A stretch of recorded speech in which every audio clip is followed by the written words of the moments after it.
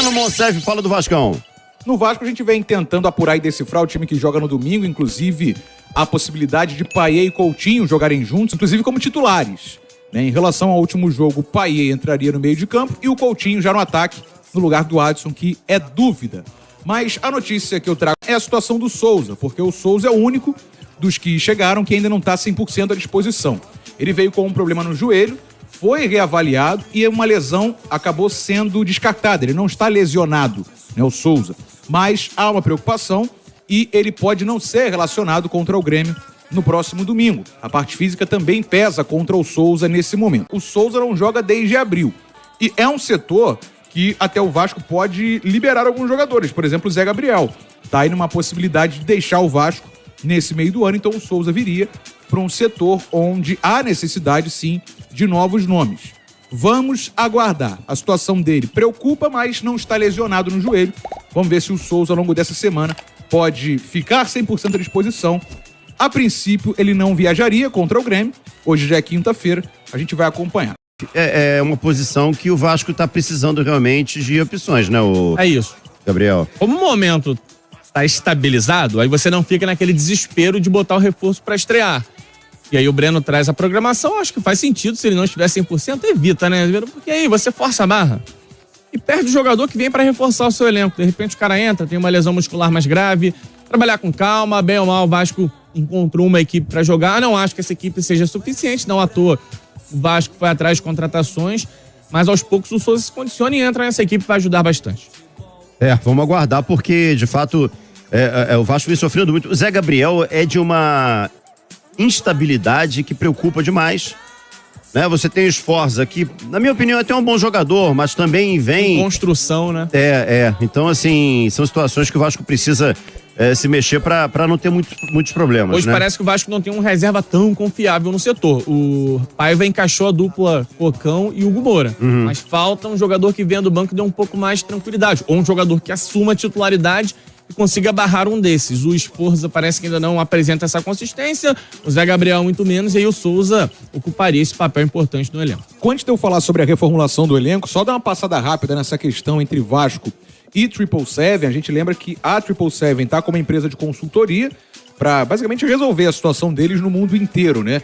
E já o Vasco tinha acordado com a ACAP, que é essa empresa de consultoria, a suspensão da ação na justiça, pelo menos por um período temporário, e também já deram entrada na Fundação Getúlio Vargas no fim temporário também da arbitragem, né? A FGV serviria como árbitra do contrato entre Vasco Associação e a 777 sobre a Vasco SAF.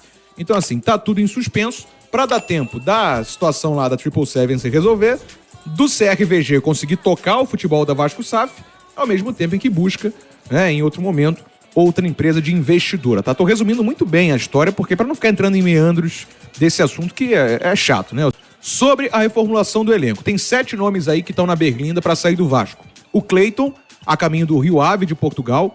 O Rossi, indo para o Paysandu, tem o interesse do Paysandu, né? Não está com proposta, não está fechado, mas tem o interesse muito do Paysandu. O Serginho tem o interesse do Goiás nele, o atacante Serginho. O goleiro Kehler, o staff dele vê oportunidades em times da Série B, lembrando que o Kehler é emprestado junto ao Internacional, então pode ser mais um jogador que saia do Vasco nesse meio do ano. E o Praxedes que também é emprestado, mas junto ao Bragantino, o Vasco devolveria o empréstimo caso fosse o interesse. Era só devolver o empréstimo pro Bragantino, né? Outros 2 jogadores, o Zé Gabriel e o Pablo Galdames, também estão na vitrine para poderem, caso surja alguma oportunidade, deixarem o Vasco também nesse meio do ano. Então, são até 7 nomes: Cleiton, Rossi, Serginho, Kehler, Praxedes, Zé Gabriel e Galdames. O Vasco iniciando com o comando, né, do CRVG, da associação no futebol do Vasco, na Vasco SAF. A gente tem essa reformulação, lembrando que é o Carlos Amodeu, o CEO, e o Marcelo Santana, o diretor executivo de futebol. Esses dirigentes tocam aí diretamente a situação dos jogadores e podem contratar ou até dispensar, né, ou negociar com outras equipes, tá? Resumindo, a situação então é essa. O Vasco vai entrar no segundo turno buscando o quê? Pontuar. Eu prefiro o campeonato sem objetivo nesse momento. Sem objetivo. sem objetivo. O próprio Verratti falou sobre isso na entrevista que ele deu ao GE. O objetivo é ir pontuando, você vai se afastando da zona naturalmente e vai olhando pra cima naturalmente. Lembrando que isso é uma análise nossa. Internamente, cada um põe o objetivo que Pois quiser é. lá no Vasco. É óbvio que eles devem ter um objetivo traçado. Pedrinho fala muito, né, que o Vasco tem que lutar pra ir pra Libertadores por títulos e não contra o rebaixamento. Deve ter Beleza? metas de pontos, né? Tantos pontos a cada tantos jogos. Isso aí é interno. Tô falando que fora, eu não vou dizer que o Vasco hoje é um candidato a Libertadores, porque eu não acredito nisso. Mas também acho que já deu uma distanciada boa pra rebaixamento. Sabe o que eu acho que pode ser uma estratégia legal? Falei ontem também no Papo 2. Você vai pontuando, tenta atingir uma pontuação segura. Quando você atingir essa pontuação, muda o foco pra Copa do Brasil. É, né? Que pode ser uma chance boa de título. Eu É acho isso que aí. isso já existe no Vasco, porque o Vasco já tem uma pontuação pro momento do campeonato. Segura, né? Segura. 23.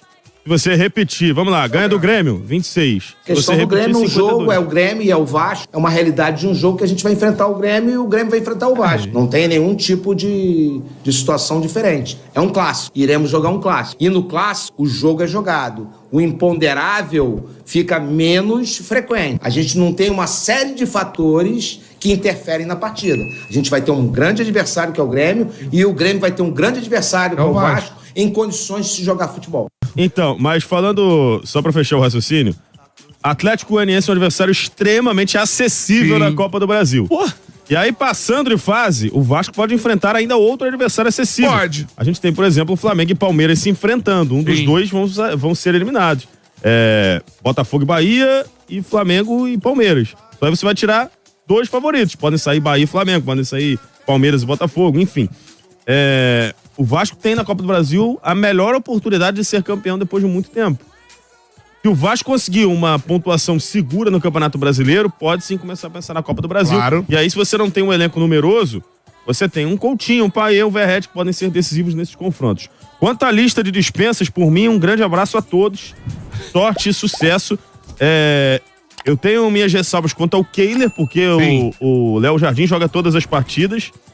Então, sinceramente, eu não sei se o Kehler é bom ou se não é, não vi jogar. E o Praxedes tá indo embora por causa do passe que ele deu pro Hulk. O Praxedes, Talvez se ele não tivesse dado esse passe, ele ainda ficaria ali.